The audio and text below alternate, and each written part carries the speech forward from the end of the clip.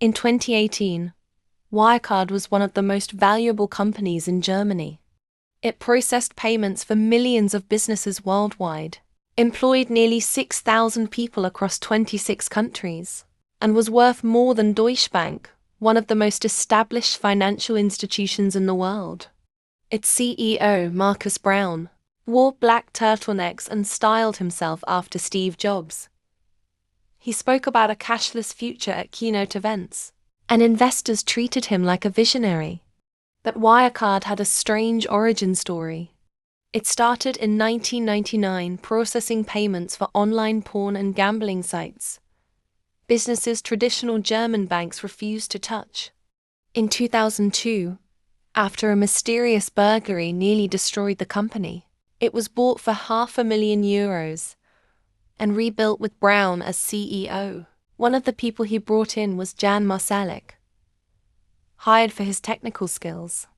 Marsalek would become Chief Operating Officer and the second most powerful man at Wirecard. While Braun gave keynote speeches, Marsalek quietly ran deals nobody questioned in Dubai, Singapore, and Manila. For years, journalists and short sellers raised red flags.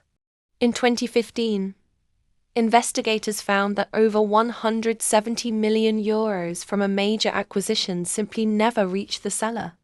In 2019, the Financial Times published internal documents showing forged contracts and fake customers used to inflate profits. Germany's financial regulator did almost nothing.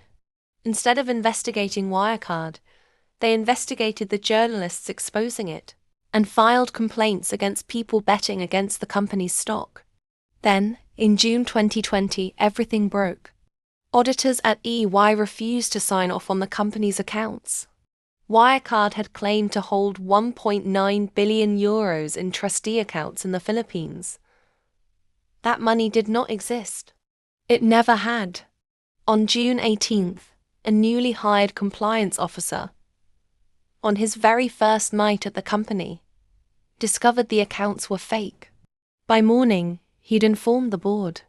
Markus Braun resigned that same day and was arrested shortly after. Jan Marsalek was suspended on June 23rd. 2 days later, he boarded a private chartered jet from Austria to Minsk, Belarus. He has not been seen publicly since. Wirecard filed for insolvency just days later. A company once worth over $20 billion collapsed into nothing, in what's now considered the largest accounting fraud in European history. But the story doesn't end there, because what happened to Jan Marsalek after he vanished is even stranger than the fraud itself. That's coming in part 2. Like, comment, subscribe, and share so you don't miss it.